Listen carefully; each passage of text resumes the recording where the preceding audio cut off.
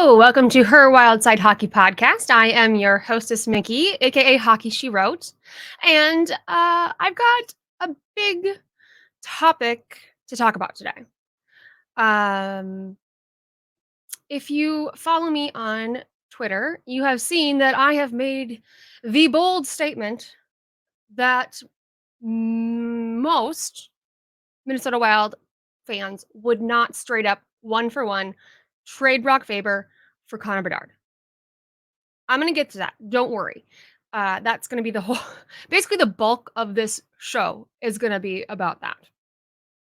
First, I just want to jump into kind of the Wild and how they're doing. Um, they have 0.1% chance of making the playoffs, folks. You know, if they win these last 5 games and like everybody else loses all of their games, they'll make it. I'm completely joking, obviously, but we are out of it all but mathematically. It is what it is. We just need to accept our fate. Pick some other teams to jump on the bandwagon for playoffs. And it's a bummer, it really is. But again, this season has been completely weird and there's not much we can do about it. You can't help injuries. You can't help all of that. Oh, and I just caught a little glimpse of myself in the screen here. And let me just say that the reason I look kind of like an unmade bed is because there are a lot of people that are big mad about this statement I made about Faber v. Bedard. Um, and I was going to work out. So that's why my hair is like this. And that's why I'm a little disheveled. But I was like, you know what? I need to get this out because I'm sick and tired of weirdos in my replies, basically. And especially the ones that come in and they're like, you don't know hockey. Which is like, you know what? You are saying that basically solely because I am a woman. Where if you read the same statement that I wrote, but written by a man, you wouldn't say that. Anyway, so that's why I look the way I look. So before we jump into it, I am just going to super, super, super quick here put up the quick Ticketmaster link. Quick little blurb here that if you want to support our show, you can use this QR code or the link in my show notes to help support by buying any tickets that you normally would through Ticketmaster, just through our link, so that we can get a small bit of affiliate, some of the profit through the affiliate link. So tickets to anything, sports, concerts, anything else, anything you can get through Ticketmaster. So here we go. I'm going to preface this with a thing that I have said many times when it comes to Faber and Bedard. They are both great players, but you cannot compare them because they play two different roles. It's apples to oranges. You cannot. Well, Faber's got more points, or Bedard's got more points. Faber has a better plus minus. Time on ice. Da, da, da, da. Like you can't. You cannot compare it in that way. So here's to say they're both good players. And let me tell you, I'm not like against Connor Bedard or anything. Like he's a great player. He's going to be fun to watch as he gets older and matures and his game kind of uh, gets a little more well-rounded, I guess I could say. Uh, he's great. This is nothing like against him. But here is kind of my thinking on Faber and Bedard and why I would keep Faber and not trade him for Bedard. So, Connor Bedard, generational talent. Yes, he's amazing. He scores like nobody's business. And it's, like I said before, fun to watch. But at this point in time, his style of play is not well rounded. His defensive skills are completely lacking, completely missing. He's got one of the worst plus minuses on the Chicago Blackhawks team. And I only am saying that because he has scored 59 points, but is somehow negative 38. Like that, those two stats together should tell you something. Plus minus by itself is not always a great indicator of things, but when you see that he is a negative 38 but has scored 59 points, that's something. Now, again, the defense, you know what? He'll get there. He's 18 years old. He's young. He will get there. But because of that, especially, he wouldn't fit in the Minnesota Wild style of play. Now, if they had drafted him, if somehow the Wild had gotten the first draft pick and they took Bedard, guess what? I'm sure they would fit him in. They would find something, they would shoehorn him in somewhere. But looking at trading him or trading for him, he doesn't really fit. The Wild play, I know everyone hates this word, the Wild play a very greedy game. They're physical. They are I almost want to say aggressive. That sounds kind of like they're mean, which I'm sure some people think they are. But he just doesn't seem to have that kind of side to him. He doesn't. And someone was like, "Well, wouldn't you rather have him to pair with Kaprizov and instead of Faber?" Honestly, I don't think Kaprizov and Bedard would play well together. Now, I mean,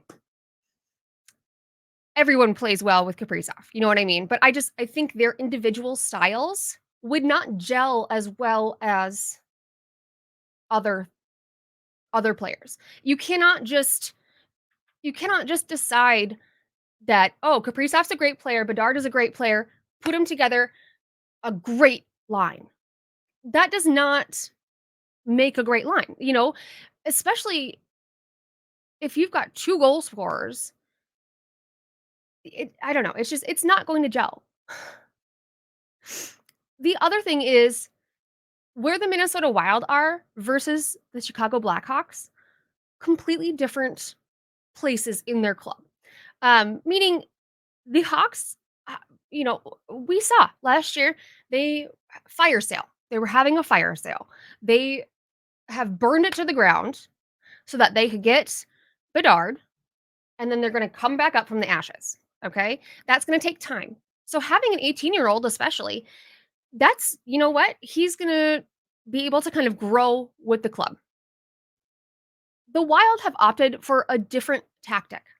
The Wild have been in a slow rebuild. They're trying, I know this year they did not make the playoffs that we've already discussed.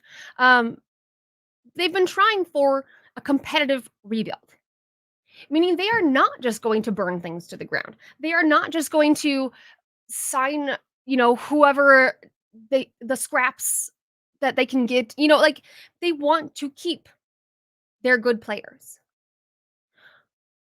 So these two clubs are in two completely different places. Excuse me. So as for Faber, here is what I like about Faber, why I would choose him. Okay. First of all, he's only 21. So he's only 3 years older than Bedard, but his maturity is off the charts. Not only did he come up through the NCAA, but he has somehow taken that experience, stepped into the NHL, and has not missed a beat. And what's amazing is that Faber is at his floor. Not that Bedard isn't, but every time we think we know Faber and what his abilities are, he he matures. He develops more. He still has lots to do. Defensemen can be hard to find, especially for a top pairing. Faber has shown that he can skate top pairing more than top pairing minutes, and he has been good with anyone he's been paired with. That's mostly been Jonas Brodin and Jake Middleton, and he's been able to play with them amazingly. Okay. One thing I think that people are discounting when it comes to this is the fact that Brock Faber is a Minnesota boy. He is born and raised Minnesota, and he is very proud of it. He talks about how proud he was to be a Gopher at the University of Minnesota and to wind up with the Minnesota Wild, and about how he has watched the Wild since he was a kid. And I think people are really discounting the strong ties that he has to this state. He I would not be surprised if he spent his entire career in Minnesota. And as it's going, he most likely will be the next one to wear the C on his jersey. That's just how he is.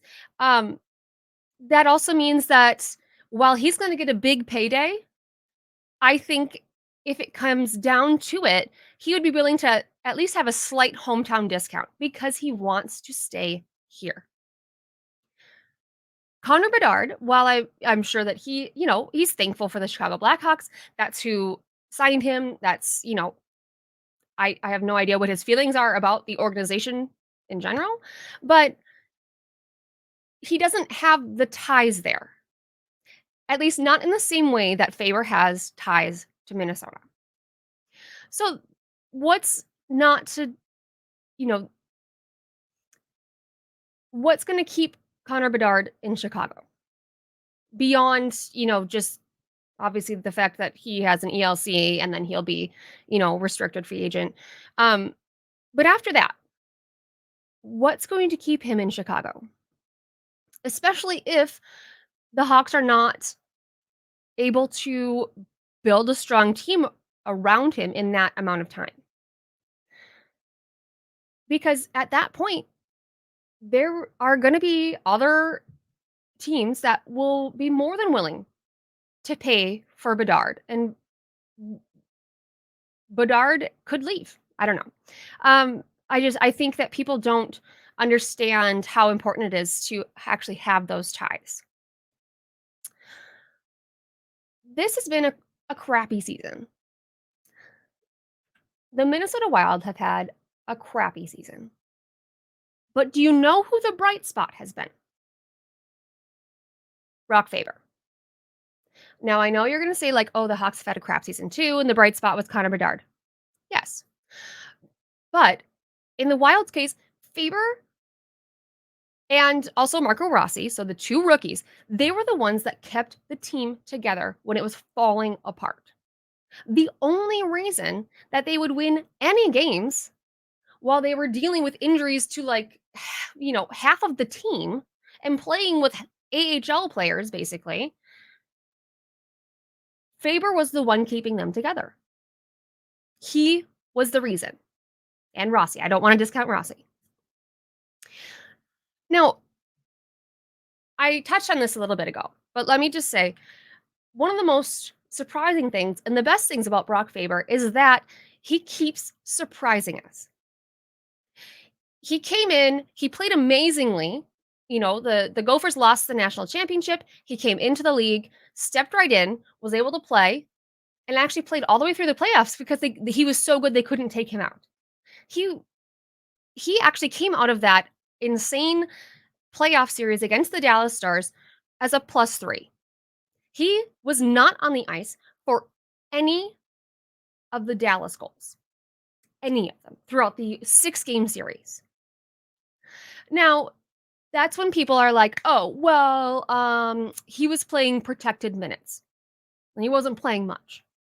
Okay, so Faber came into this season, he stepped right in, and he started to play top line minutes, and he was fine. Oh, well, he's skating with Jonas Brodin. That's why. Jonas Brodin goes down with an injury, and Faber is still holding it together with Jake Middleton by his side. Oh, well, this and that and the other. You know what? He's been running the top power play unit. He never played power play.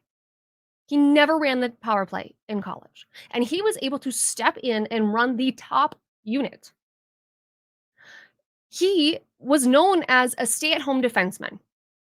He was a defensive defenseman, but he has 43 points. He himself is surprised at how much he has actually, not necessarily scored. I think he's got 7 goals, but assists. The way that he has been improving his game so that he is involved in these these goal scoring opportunities and not just being defensive, it's been surprising even to him. So he is adding to his game, even though everyone thinks they know his game. And now people are going to be quick to point out that he hasn't been playing as well, uh, maybe last month or so. Although I would say he's come back from where it was kind of his low point, not a low point. Um, and you know what? He was playing 25 plus minutes a game when Brodeen was out, and you had Spurgeon's out. Spurgeon's has been out for basically the entire season. That's two of the top defensemen. When you go down the depth of the blue line for the Wild, after Brodeen, Middleton, Faber, and I'm just going to throw Spurgeon in here because typically, obviously, he is in that top four. Once you get out of that, you have, and this is not a bad. I don't want to say I'm not speaking badly about them, but Alex Galgowski has not been on his game. Um, he's just, I think he's not as fast as he used to be. We had John Merrill, who recently has played well, but at the beginning of the year did not, absolutely did not. Pulled up Dakota Mermis, who has been playing well, but he has never played a full like NHL game. He's been kind of a back and forth between AHL, NHL, but this season he was kind of thrown into something that he has not done before. Yes, they have gone out and they have gotten more defensemen, and that has helped kind of bulk up the blue line. But for a while there wasn't Faber. Faber was mostly it. So to sum up, Bedard and Faber are both great. They play different roles. You cannot make an exact comparison. And I would not trade Faber for Bedard because the Wild are in a different place than the Hawks. Faber has skills on both ends of the ice, whereas Bedard is still working on honing that. And Faber has ties to Minnesota that Bedard does not have in Chicago. That is why. And you know what? There are Wild fans that disagree with me, obviously, but there are also plenty of Wild fans that agree. I don't think there's not a wrong answer. I understand, obviously, why someone would want Bedard. Like I said, he's great. He's a generational talent.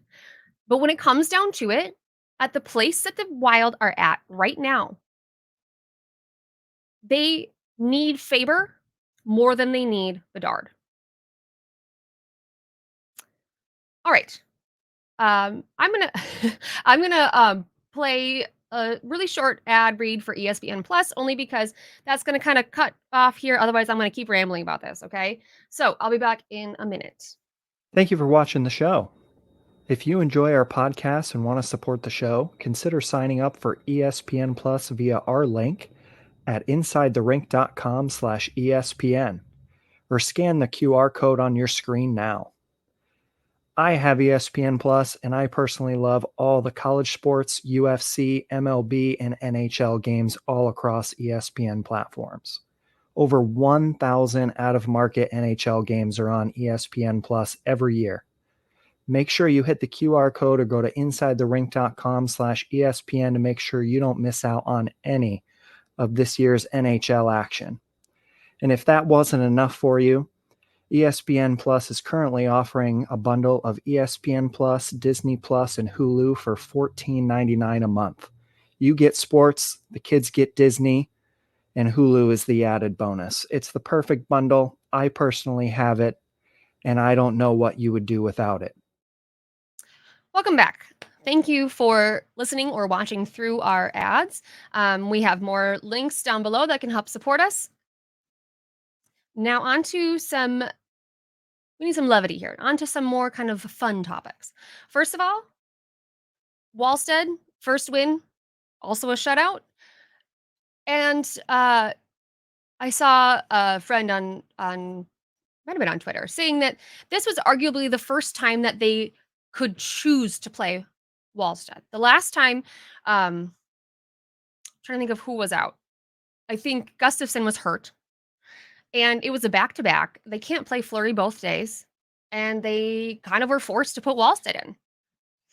And I think that really helped like galvanize Wallstead. He's got that mentality that he wants to win. He is a pro athlete. He wants to win. Once he saw what it's like at the NHL level, which you can only really get that experience in a game, he knew the things he had to work on, and he did. And I know people are, oh, well, he got to shut up, but it's against the Blackhawks. Okay. But that also means that he did not allow Connor Bedard to score on him. And that's a big win. I am looking forward to hopefully seeing him. I know people have said maybe he will start like in San Jose, maybe, or Seattle. But he will definitely start at least one other game during this road trip. If you have been paying attention to social media, you have seen that Marc-Andre Fleury has taken the prank war to a whole other level, not even another level, a whole other planet with what he did to Brandon Duhaim's car. Uh, one of my favorite things is that all the Avalanche players are like, "Oh, no. Oh, no." And Duhaime just kind of seems like, "Yeah, okay. He got me." Like, he is not phased at all. And that is just that's the wild, I think, just that's the wild mentality. Anyway, you know what? Everyone told Duhaime to quit while he was ahead. And I feel like Fleury kinda took it easy on him to start with because let's be real, Fleury is the biggest prankster in the league. Everyone knows that. Everyone has heard about some of the stuff that he's pulled. And he gave Duhaime a chance to have an out. Duhaime did not take that, and this is what happened. Uh, my brother came to yesterday, and I've told you that he has a jersey collection. Hockey, almost all hockey jerseys. I think he might have like a basketball jersey, but all hockey jerseys basically. All teams, all styles. He's even got a few from like European teams, and he finally counted them yesterday because of course he went on a road trip and he bought like 4 more jerseys. So he brought them, counted through all of them, and I'll have to post a picture of this, but he has 156 jerseys. 156. He does have some really cool ones, and I gotta say, I understand because some of them are amazing. So, the one last thing I'm gonna say before I say goodbye, because I also need to vacate this office because my husband needs to take a meeting for work, is that I do have merch available in my merch shop. If you would click on the link below here, I'm pretty sure it just says Her Wild Side Merch Shop. You can see some of the things that we offer. We've got stickers, we've got sweatshirts, we've got t-shirts, we've got coffee mugs. There is the Her Wild Side Hockey Podcast logo. There is Hot Girl Hockey Club, all of that. So uh, I will wrap this up. We will see how they do tonight against the Avalanche. Who knows? At this point, it doesn't really matter point wise in the standings. So obviously, they're still going to play hard. That's just how they are. But it'll just be interesting to see. Maybe now that there's not really pressure on them. So until next time, this is Mickey signing off, and I will see you later.